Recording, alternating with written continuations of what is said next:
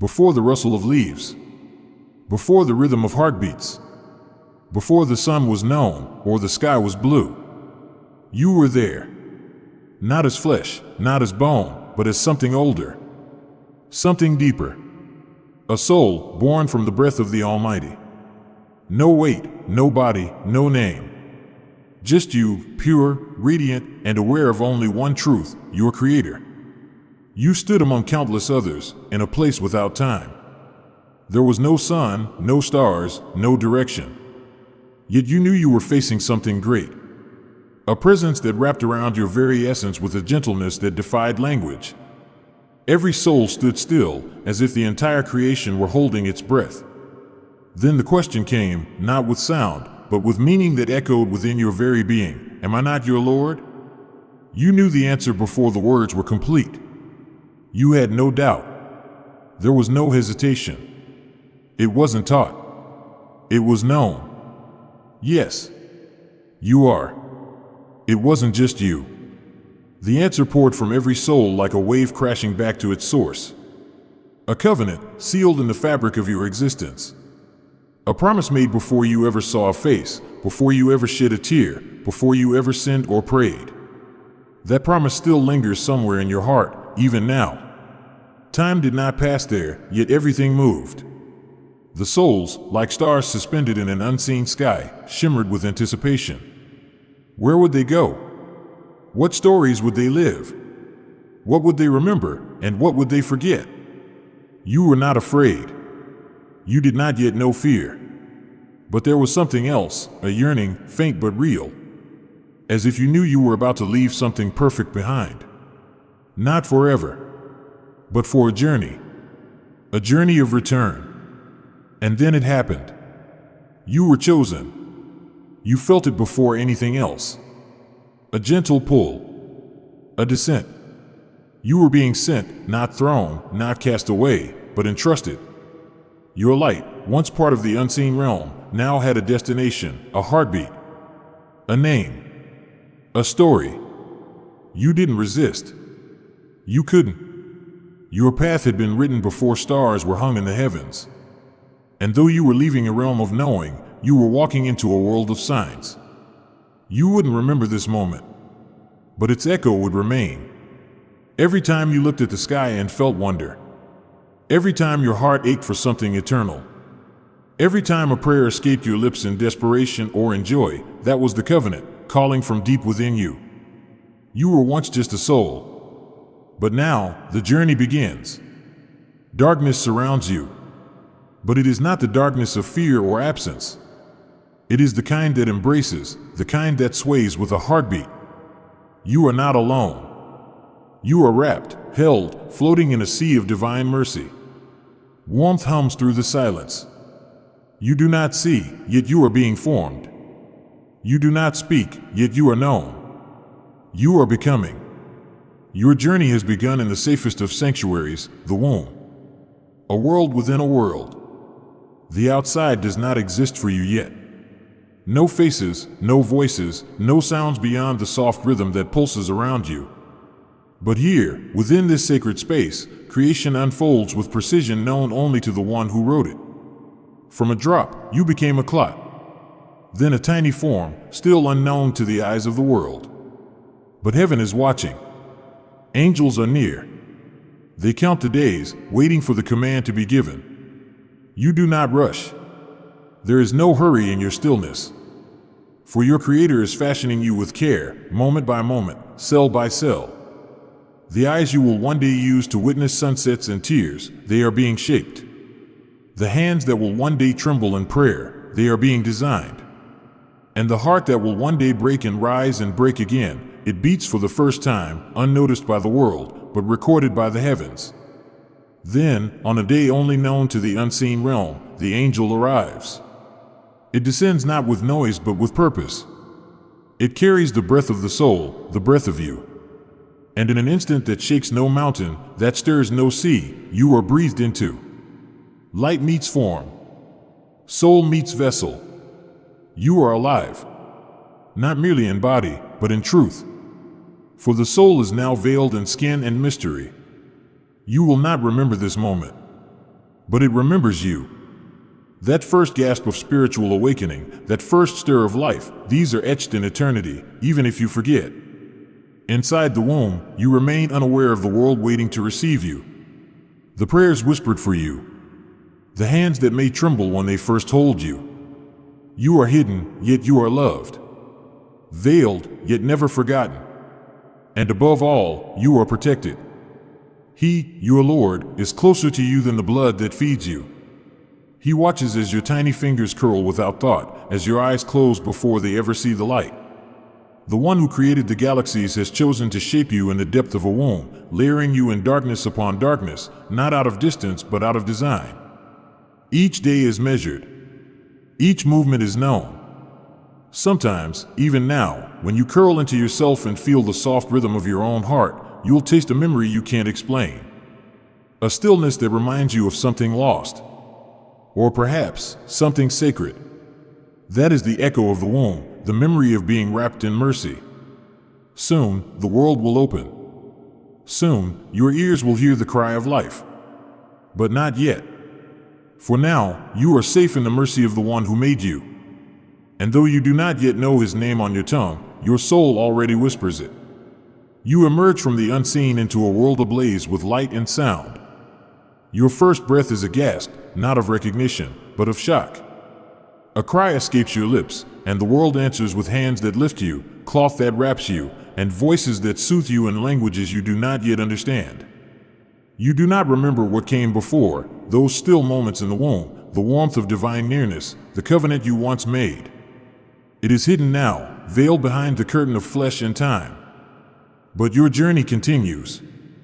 Days pass, and you learn to blink, to smile, to grasp.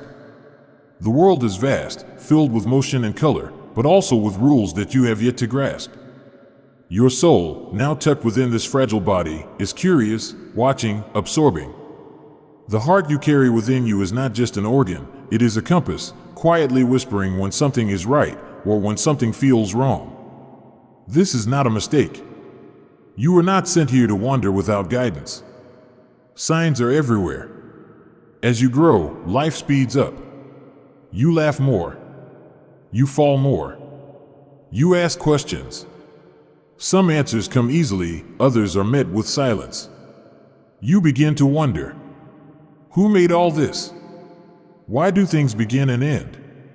Why do people smile, cry, fight, and forgive? And why, in the quiet moments, does something deep inside you stir, as if trying to remind you of something you once knew? The call to prayer reaches your ears one day, perhaps while you're still too young to understand its words. But it touches something old within you. A vibration not just of sound, but of truth. You hear the words, "Come to success," and though you may not yet rise to pray, your soul listens. The test has begun, though you don't see it that way yet. It begins not with hardship, but with freedom. The freedom to choose. Temptation arrives in small forms at first, a toy taken, a lie told, a rule broken. And with it comes something else, guilt. A pain in your chest, not taught but built into you. Your phytra, the natural state of your soul, recoils. That pain is not a punishment, it's a signal, a message from the part of you that remembers the promise. It's telling you that you are veering off the path. Years pass, and you begin to chase things. Approval, success, comfort, love. Sometimes, you find them. Other times, they slip through your fingers like water. You struggle. You dream. You fail. You rise. And all the while, the test unfolds quietly, with every choice you make, every truth you accept or ignore. Faith finds its way to you. Perhaps in the voice of a parent. Perhaps in the pages of the Quran, recited under a lamp in the silence of night. Or maybe in a moment of stillness, when you're staring at the stars and wondering who hung them there. You begin to pray. At first with hesitance, then with hope. The motions feel strange at times, but something happens when your forehead touches the ground. It's as if the soul inside you remembers that it once stood before the Creator, and now it bows again, not as a burden, but as a return. You start to notice the patterns.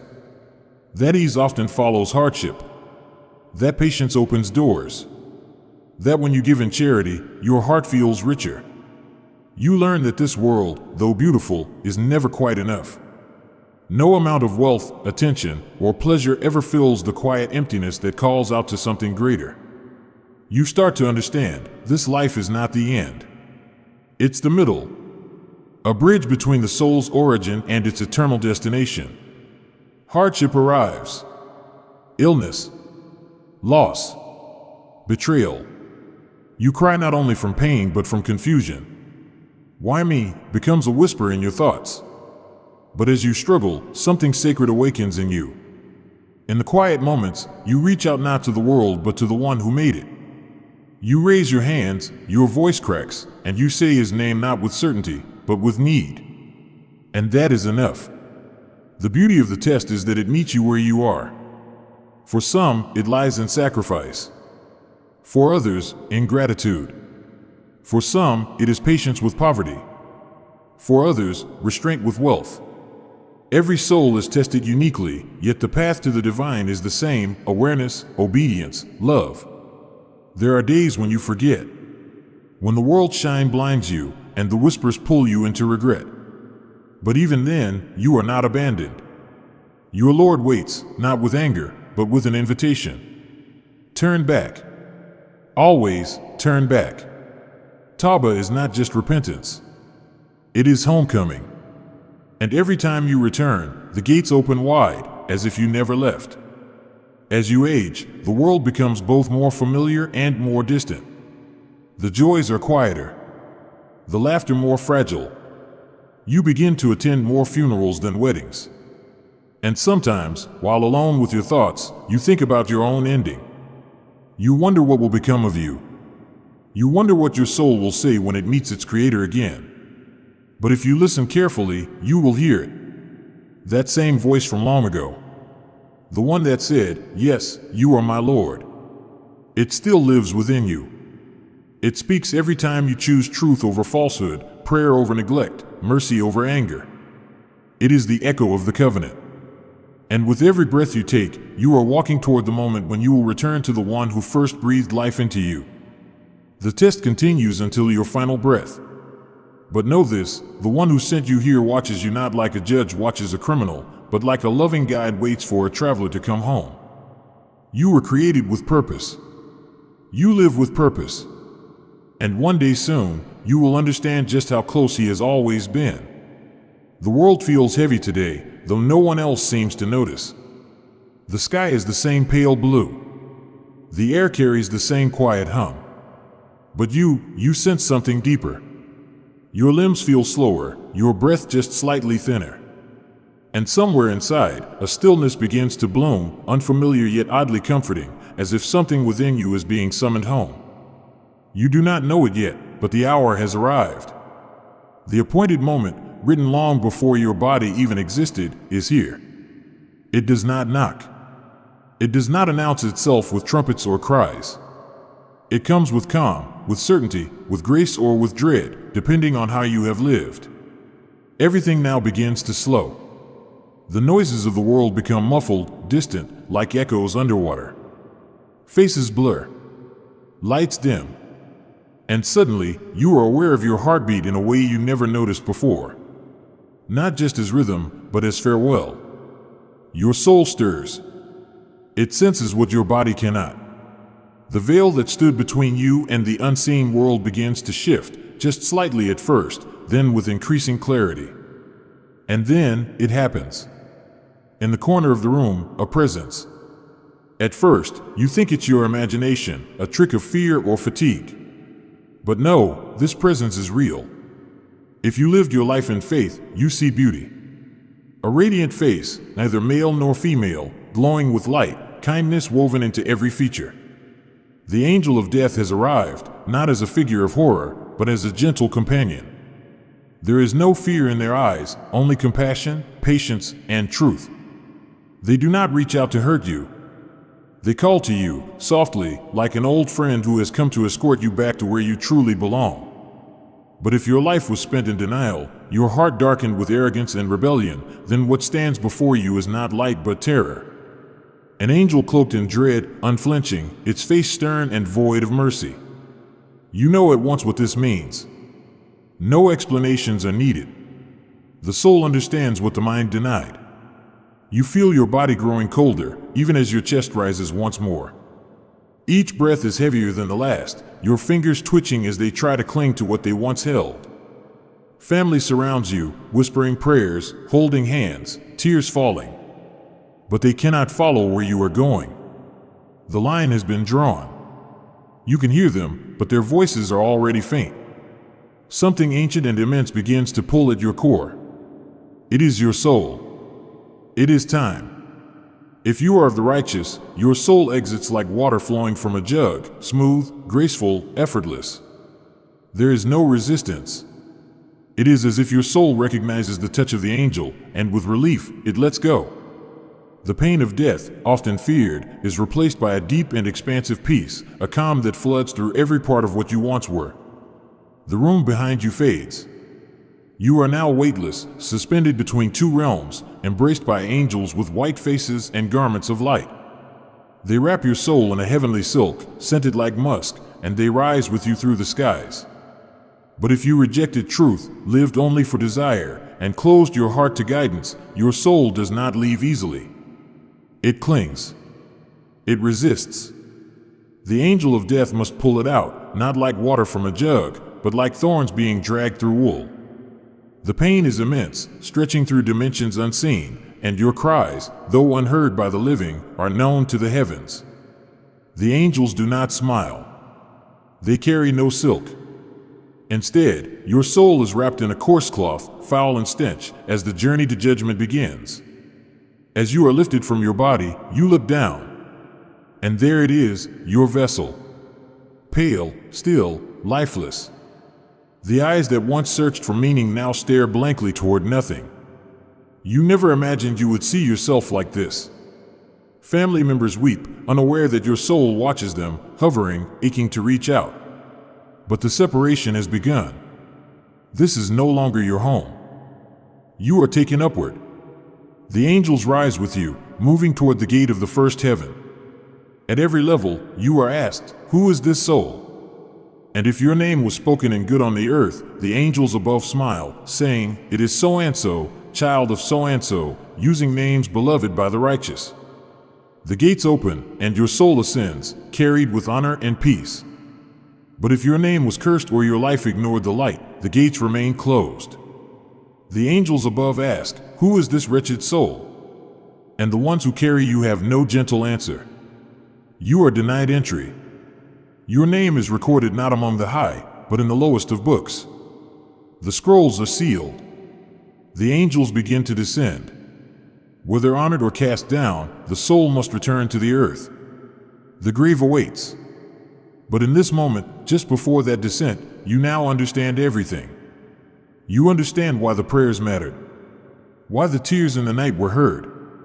Why the temptations you resisted were victories, not burdens. You understand what the test truly was. Not a game. Not an accident. But a measure of who you were when the veil was still drawn. The moment of death is not the end. It is the door. And once it opens, it cannot be closed again. You now see the world for what it was, temporary, fleeting, a shadow of something more real. The regrets you once buried rise before you like mountains. Or, if your life was lived with remembrance, your soul is met with smiles from the unseen, the congratulatory greetings of angels who welcome you with the words, "Peace be upon you, O purified soul. Enter into the mercy of your Lord." The soul now begins its descent, returning to the body in the grave, to begin the next phase. But the veil is lifted now. You can never go back. Not to ignorance, not to denial, not to distraction. You have left behind the illusion, and now walk the road toward the eternal. The body may be still, but the soul has awakened. You are no longer bound by the weight of flesh. The body lies still below, covered, mourned, and eventually forgotten by the world you once knew. But you, the soul, are in motion. A new kind of motion, not through distance, not through space, but through layers of existence, realms once hidden from your eyes, now unfolding like a book written long before your birth. There is no gravity here. No resistance. Only direction. Upward. The angels assigned to accompany you are neither silent nor cold. They speak your name, your true name, the one known in the heavens before it was whispered on earth. Their presence surrounds you with serenity or suffocates you with dread, depending on how you lived. If your deeds were righteous, their faces shine like dawn after a long night. If not, their eyes are stern, their touch heavy. They carry you past the first gate of heaven, and it is more real than anything you ever saw on earth. There are no hinges, no walls, no thresholds as the world knew them, yet the gate is unmistakably present. It holds authority and radiance, as if all of creation waits in silence before it. The angels knock. The voice behind it responds, not with words but with recognition, as though the fabric of the gate itself knows who seeks to pass. Who is this soul? It asks. If you lived with faith, humility, and remembrance, the angels reply with reverence, it is so-and-so, the child of so-and-so, naming you with honor. A fragrance like nothing you've ever known begins to emanate from your soul, like blossoms never touched by death, like winds from a place where sorrow never was. The gate opens. Not because you demanded it, not because you earned it, but because your Lord permitted it, out of His mercy. And the ascent continues. With each sky you pass through, another gate greets you. Each more vast than the last. Each guarded by angels whose grandeur stuns the heart. They, too, ask your name. And if your life bore truth and sincerity, your answers flow without fear. The angels call you by the best of names, names known to the righteous, names spoken with love by the pious. You are not merely being elevated, you are being recognized. Celebrated. Welcomed. The universe knows you, because you were true to the one who made it. Every gate opens like the petals of a flower under divine command. And through each one, a new realm appears. One of light, one of harmony, one of things the human language was never built to describe. You begin to remember something. Not from earth, but from before. A familiarity, like a home you once visited but forgot. It tugs at you gently, reminding you that you are not venturing into the unknown, you are returning. You pass by the records of the righteous. Scrolls so vast they stretch beyond sight, inked not with words but with meaning. Your deeds are measured, not merely in action, but in intention. Every prayer, every sacrifice, every secret moment of turning back to Him, it all speaks now. Not as defense, but as witness. If your scroll is heavy with truth, the angels carry it to Ilion, the highest register, stored above the seventh heaven, honored by those closest to the throne. But if your life was one of arrogance, forgetfulness, and rebellion, your name brings silence at every gate. The angels carrying you do not speak with pride. The fragrance that trails you is not sweet, but foul. The doors do not open willingly. They creak, they resist. And above the first heaven, you are denied. The decree is given, not in anger, but in justice.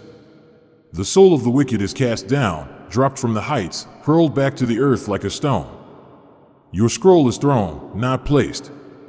It lands not in Ilion, but in Sijin, a record of disgrace, locked away, far from mercy.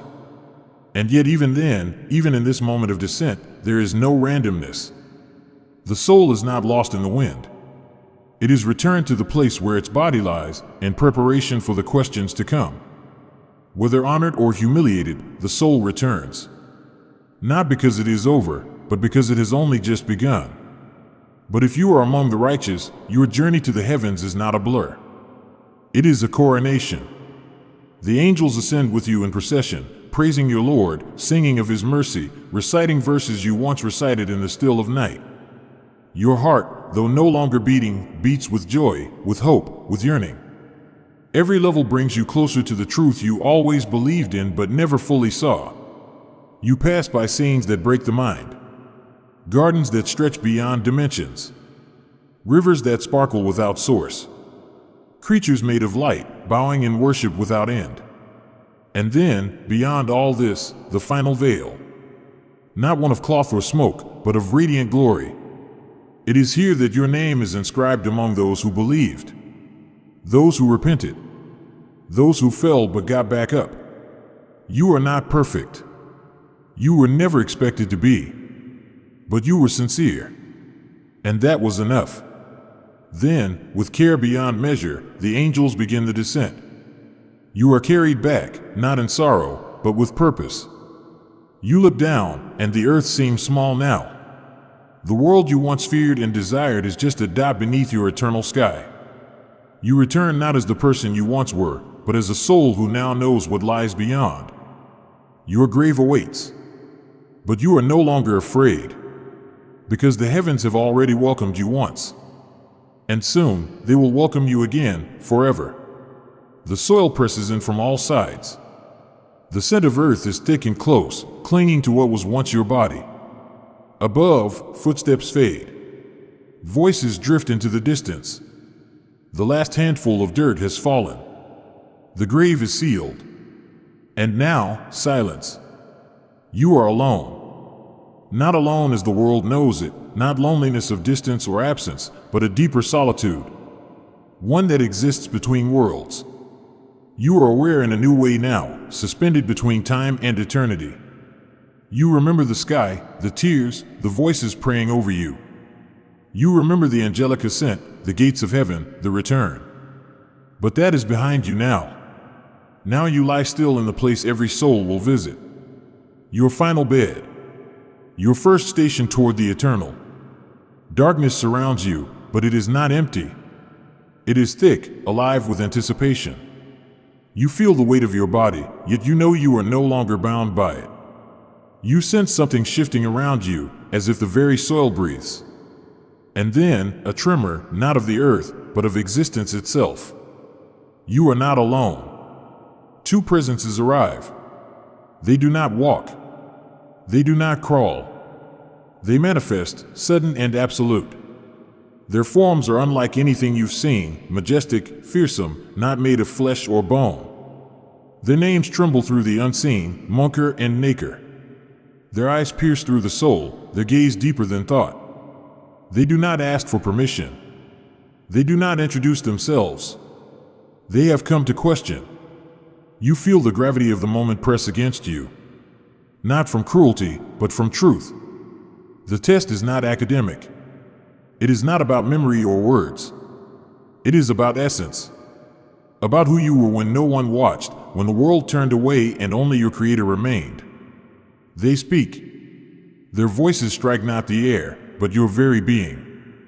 Who is your Lord? The first one asks.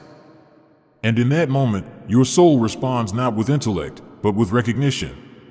If you lived in remembrance, if your days were marked by sujud and your nights by repentance, the answer flows from you like breath, my Lord is Allah.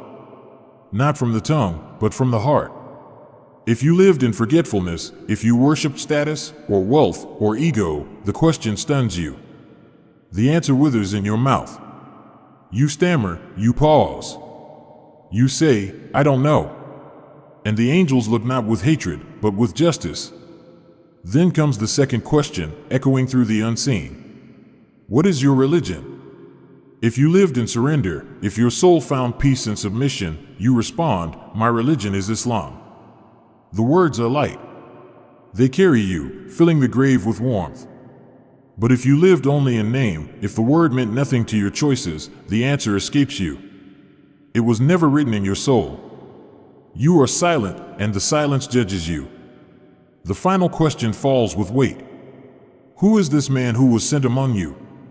If you knew the prophet not just as a name but as a guide, if his words shaped your days and his tears touched your heart, you say with love, he is Muhammad, the messenger of Allah. And even in the grave, that answer brings light. But if you dismissed him, if his life was irrelevant to yours, you hesitate. And hesitation now is heavier than denial. With each answer, your grave changes. If your answers are true, your grave expands. It opens like a window to paradise. Light flows in, fragrant winds sweep through. A voice calls out from the unseen, sleep in peace, O righteous soul, until the day you are raised. And you rest. Not in fear, but in comfort. You are not buried, you are embraced. The soil does not suffocate, it cradles. A figure appears before you. Their face is calm. Their clothes are shining. Their scent is sweet. You ask, "Who are you?" And they reply, "I am your righteous deeds." They sit with you. They keep you company. You are not alone. But if your answers fail, the grave tightens. The walls press inward. A window to hell is opened. Heat scorches through the darkness. A voice calls out, "Sleep is one who awaits punishment." And you do not rest. The grave becomes a pit. The night becomes endless. Another figure appears. This one is hideous, foul-smelling, terrifying to behold. You recoil, "Who are you?" And it says, "I am your evil deeds." And it sits beside you, whispering dread into the silence. You are not alone. Time is no longer linear. You do not feel hours or days. You feel waiting, either in ease or in agony, either in hope or in horror. The grave becomes your world. It teaches you truths you once ignored. It holds you accountable without speech. But mercy remains. For the believer, the grave is a garden of the gardens of paradise. You hear distant footsteps of loved ones visiting your resting place. Their prayers reach you. Their charity in your name becomes light. A child memorizing Quran in your honor sends blessings to you. A tear shed for your absence carries your name to the heavens. You feel them all. Each good deed done on your behalf becomes a flower in your soil. You sleep, not in unconsciousness, but in trust. You are between two worlds. No longer burdened by the chaos of life, not yet enveloped by the majesty of resurrection. Just here. In stillness. In knowing. In waiting. But for those who denied, the grave becomes a nightmare that repeats. The punishment fits the life. The missed prayers, the gossip, the betrayal, the cruelty, it all lives again. But not in memory. In experience. The grave does not forget. And it does not lie. This is your first night. And whether it is filled with peace or with pain, it is only the beginning. The journey is far from over. But this night, this silence, this soil, it speaks volumes. It reflects your soul like a mirror carved from truth. And as you lie there, either embraced or crushed, one certainty remains: the day will come when all that rest shall rise. And on that day, the earth itself will speak. But for now, you wait. Time is no longer measured by the sun or the moon. There is no ticking clock in this place, no calendars, no seasons. You exist in a realm suspended between two realities, where past and future blur into a single, endless present. This is Barzakh, the barrier.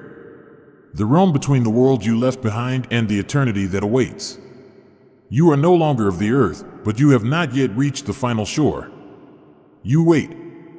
But waiting here is not like the waiting of the living. There is no pacing, no distraction, no counting down. In Barzakh, waiting is a reflection. A soul's resting ground shaped not by bricks or stone, but by truth. The truth of who you were, what you carried, what you chose when you were tested. This waiting is not passive, it is deeply active, like a mirror that reveals everything you once hid from yourself. If your soul was pure, if your heart beat with sincerity and your deeds bore the fragrance of righteousness, this realm welcomes you. You rest in ease, not knowing how long you've been there, because the peace is so complete it makes time irrelevant. You see visions of what is to come. A place of light. Gardens blooming without end. Rivers you never tasted, but whose waters feel like memories. You are visited by the scent of paradise, by angels who speak not with words, but with assurance. You hear the praises of the righteous, as if distant choirs sing not to you, but for you. In this peaceful waiting, you are not alone.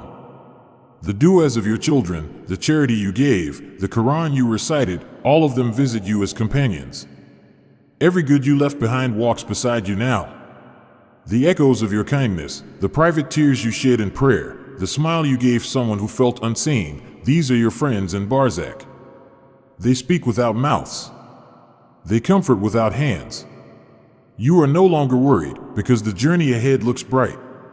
But for those who turned away, who rejected truth or lived heedless of it, Barzakh is not rest, it is tension, confinement, a dread that stretches beyond the limits of patience. The grave does not sleep. It moves. It groans. It tightens. The soul hears cries from beyond but cannot escape. Regret becomes a companion. You feel the weight of missed prayers, broken promises, unjust words. The deeds you thought were forgotten rise again, not as shadows but as chains. And there is no running here. No distractions. You are forced to face yourself, and it burns. For some, there is punishment, a fire that licks the spirit, a serpent of the grave, visions of what is to come. The door to hell is opened, even if only slightly, and its heat touches the soul like a warning. You cry out, but there is no voice to answer. This is not the day of judgment. This is before. This is what comes in between. And yet, there is hope. Even here, mercy flows. For those whose hearts trembled with remorse, for those who whispered repentance before the end, there is a softness in the darkness. Maybe their sins were many, but their tears were real.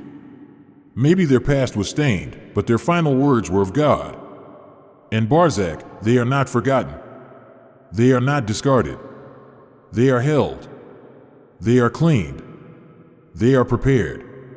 For the most merciful does not abandon those who turn back to him, even if only at the last breath. Others feel the longing. They sense the voices of the living calling their names. Children reciting Quran in their honor. Loved ones feeding the poor with prayers for their soul. Deeds done on their behalf shine through the veil. And though they cannot speak to those left behind, they feel them. Every dua is like light breaking into their realm. Every charity is like water to the thirsty. Every act of remembrance is a whisper to the soul, you are not forgotten. But for some, the silence is crushing. No one remembers them. No one prays. They left behind pain, not peace. They hear nothing. See nothing. Just themselves. Just the shadows of choices they cannot take back. You wait. You wait in your garden or in your prison. You wait with joy or with dread. You wait with companions or with regrets.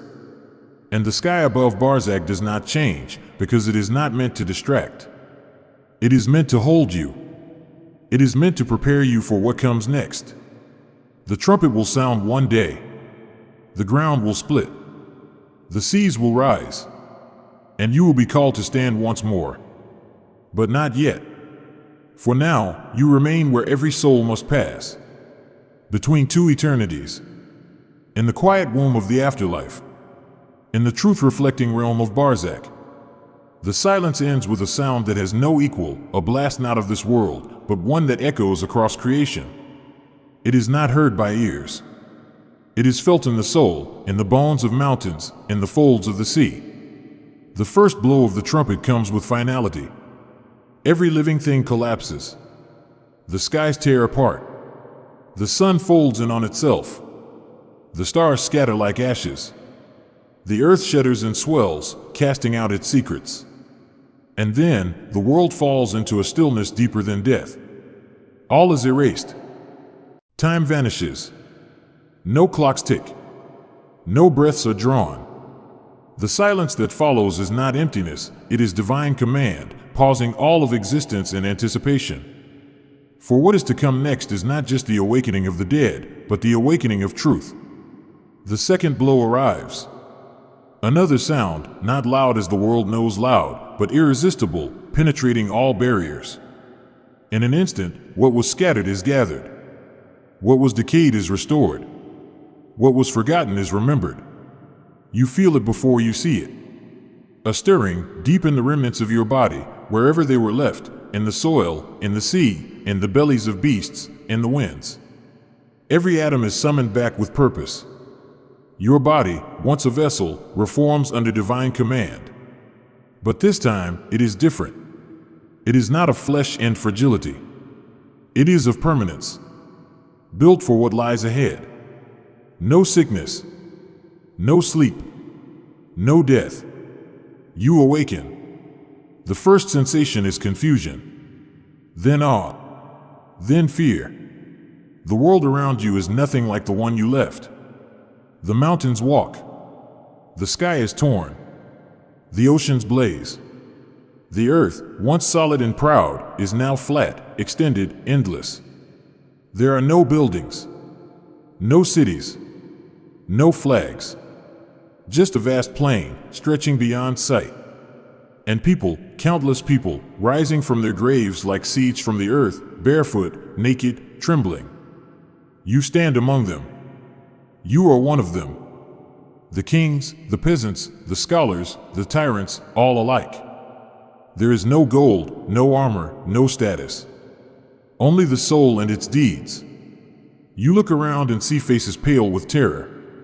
Mothers fleeing from children. Brothers avoiding brothers. Lovers turning away. The connections that once mattered have melted in the heat of the moment. Everyone is concerned only with one thing, themselves. The sun is brought near.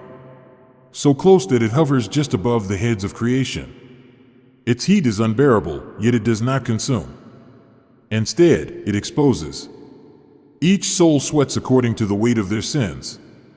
Some are drenched to their ankles, others to their knees. Some are drowning, gasping in the flood of their own misdeeds. There is no shade, except for the few, those promised a place under the throne. The just, the generous, the youth who guarded their purity, the hearts tied to the masjid, the souls who loved each other for the sake of God alone. You clutch your arms across your chest. Shame burns you more than heat. You begin to recall what you thought was forgotten. Every word whispered behind someone's back. Every eye that lingered where it should not. Every prayer missed. Every chance for good ignored. It all stands before you now, visible, undeniable. Then the angels descend. Books are brought forth. Massive scrolls. Each one bearing the complete record of a life. Nothing left out. Nothing exaggerated. You see yours. Your name written on the cover, glowing or grim, depending on how you lived. It floats toward you, slowly, deliberately. If your deeds were righteous, you are handed your book in your right hand. Your fingers close around it with trembling relief. You hold it up in joy, declaring, "Here, read my record." You feel the weight of grace in your hand, and your heart sings in gratitude. But if you lived in heedlessness, if your days were spent denying the truth, your book is handed to you from behind, into your left hand. And your soul breaks. You try to hide it. You try to turn away. But the pages have already turned. Every moment you thought private was witnessed. Every intention recorded. Every false excuse stripped bare. Now the weighing begins. The mizan, the scale of deeds, is unlike anything imagined. Balanced with perfect justice, its two sides weight. On one end, your good deeds. Every prayer, every fast, every secret charity, every sincere repentance. On the other, your sins. The nights wasted, the promises broken, the harm inflicted. The angels place the deeds gently. They do not speak. They do not alter. They simply obey. The scale tips. For some, it leans toward light. For others, toward darkness. And that tilt determines what comes next. Witnesses are called. But they are not others, they are your own limbs. Your hands speak of what they held. Your feet describe where they walked. Your tongue reveals what it said. Even your skin testifies. And you look at them in horror, crying, "Why are you speaking against me?" They reply, "The one who made everything speak has made us speak today." There is no lying now. No hiding. The earth itself speaks about the places where you bowed or the harm you committed upon it. The truth has a voice. And today, it is loud. Then comes the sirat, the bridge stretched across the fire. Thinner than a hair, sharper than a sword. Beneath it, hell, roaring, raging, waiting. Above it, the path to paradise. Everyone must cross. You step forward. The balance of your deeds clings to your soul. For some, the crossing is swift, like lightning. For others, it is slow, painful. Some crawl. Some slip. Some fall. And if you fall, there is no second chance. The fire welcomes its own. But if you cross, if your balance was enough, if your heart held to faith, you reach the other side. You breathe for the first time in what feels like eternity. The breeze is cool. The air is sweet. You are welcomed not by guards, but by angels smiling. Their words are simple, but they shake you with joy. Peace be upon you. You have done well. Enter here forever. You look back one final time. Not to mourn, but to understand. Every step you took, every test you faced, every whisper of repentance, it all brought you here. The resurrection is complete. The veil has been lifted. You now walk toward eternity. Toward home. You stand at the threshold, the dust of judgment still clinging to your feet, the echoes of the Sirat bridge fading behind you. What lies ahead is no longer mystery. It is destiny, shaped by every moment of your earthly life, every breath, every choice, every secret cry, every stubborn sin, every whispered prayer. You feel the weight of finality pressing into your soul. This is the last step. There is no turning back. Before you are two vast paths, stretching into realms unseen. One path glows with light that doesn't burn, a gentle radiance that seems to pull the soul toward it like a forgotten lullaby. The other breathes fire. It groans. It roars. It calls with a fury that shakes the bones of creation. This is not a test. This is not a warning. This is the moment when the veil is torn from eternity, and every soul is shown its true home. If your scales were heavy with goodness, if your book landed in your right hand, if your tongue bore witness to truth and your limbs refused falsehood, then the angels do not wait for you to walk. They come to you with joy painted across their luminous faces. They call your name, not the name you were given by your parents, but the one known in the heavens, the one you earned. They greet you with peace. Their words calm your soul like rain falling on dry soil. Well done, O righteous soul. This is the day you have been promised. The gates of paradise stand before you, tall beyond comprehension, carved with light and layered in beauty the world could never replicate. One gate is enough to astonish the soul. Yet there are 8. Each one reserved for different acts of devotion: the gate of prayer, the gate of fasting, the gate of charity, the gate of struggle. Some souls are called to all of them, others to the ones they favored most. As you approach, the gate begins to open, not because you demand entry, but because it was always meant to welcome you. And then, you step in. You do not walk into paradise. You return to it. The feeling is immediate. Recognition. Comfort. A deep, wordless knowing that this was the home your soul has been searching for since the day it was created. The grass beneath your feet is softer than any silk, yet it supports you without flaw. The trees above you sway with a music that speaks without sound. Rivers of water, milk, honey, and wine flow not through channels, but wherever your heart desires. There are no shadows, no nights. The light here is not from the sun, but from the pleasure of the Lord. You are not alone. Family greets you. Friends you feared lost walk toward you, shining, smiling. They say, "Remember when we used to sit and speak of this day?" You laugh with joy that shakes the stars. You embrace without sorrow. You see children running, elderly made young again, the sick healed, the broken made whole. Every longing you buried in your chest is fulfilled before you even speak it. You do not age. You do not hunger. You do not fear. There are palaces built with bricks of gold and silver, their perfume floating through the air like prayer. There are tents on the edge of rivers, gardens so wide they stretch across dimensions. Every tree bends toward you in greeting. Birds of color unknown to this world perch and sing verses you once recited in the night. And above all of this, there is peace, real peace. The kind that cannot be shaken. The kind that silences all grief. And then, the greatest reward. A moment beyond description. The veil lifts. You are brought near. And you see, not with eyes of flesh, but with the vision of the soul, the face of your Lord. There are no words to capture this. No metaphor, no comparison. just overwhelming beauty. Just a love so deep, your soul melts in adoration.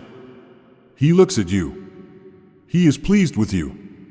And in that gaze, you find everything you ever wanted.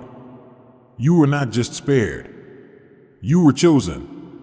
But if your record was dark, if your book was handed to you from behind, if your scales tipped in favor of arrogance, cruelty, disbelief, then the other path calls you. The angels do not smile. Their faces are severe. They bind you, not with ropes, but with the consequences of your own deeds. You are dragged, not because they hate you, but because justice must be fulfilled. You scream. You beg. But the day of judgment has passed. Mercy was offered in life. Now, truth reigns.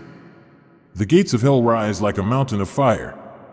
There are 7, each deeper than the one before, each reserved for a different kind of rebellion. As you near, the fire roars in recognition. It does not wait to consume, it hungers. The guardians of hell do not speak without purpose. They say, "Did there not come to you a warner? Did you not hear the signs?" And your own limbs answer before your tongue can lie. Yes, the warner came. Yes, the signs were clear. But you turned away. You are thrown in. There is no soft landing. You fall. You fall through screams and flames, through layers of regret and punishment. The fire does not merely burn the skin.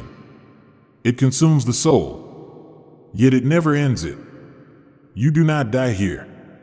You live. Forever. The food is thorned, the drink is boiling. Your body is remade again and again, so the punishment never ends. Every time you are broken, you are restored to face it once more. You hear others. Cries of despair. Blame. Denial. Curses. Wails that echo without relief. There is no comfort. No companionship. The fire separates. It isolates. It devours every illusion of control. The tyrants. The liars. The cheaters. The ungrateful. They are all here. Some you recognize. Some you never imagined. Their faces are melted with fear. Their tongues choke on excuses. The angels ignore them. The fire does not. And still, deep in that torment, some remember. They whisper prayers. They beg for another chance. They cry out to the Lord they once ignored. For some, there will be rescue. For others, the choice was final. But even here, in the deepest darkness, God's justice remains pure. No one is wronged. No one is sent here without cause. You realize now what the world truly was. Not a playground, not a prison, but a test, a moment of choice, a chance to believe or to deny, to repent or to forget. And now the journey is over. There is no more striving, only consequence. This is the end of roads. This is the final destination. This is forever. And now there is silence, not of absence, but of understanding. The journey is complete. From the divine breath that sparked your existence, to the womb, to the trials of life, to the grave, the waiting, the resurrection, and finally, to your eternal home, every moment led to this. You see now what was always hidden behind the veil of the world, that nothing was random.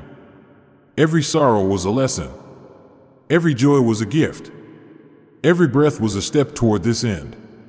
You remember the promise you once made, long before your body ever formed. Am I not your Lord? And your soul had replied, yes. That memory now returns, not as a whisper, but as a song echoing through eternity. You had forgotten once, but now you remember. Fully, deeply, with awe.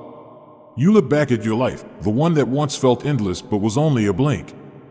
You remember the moments when your heart trembled in prayer, when tears fell in secret, when you stood at a crossroads and chose what was right, even when no one saw.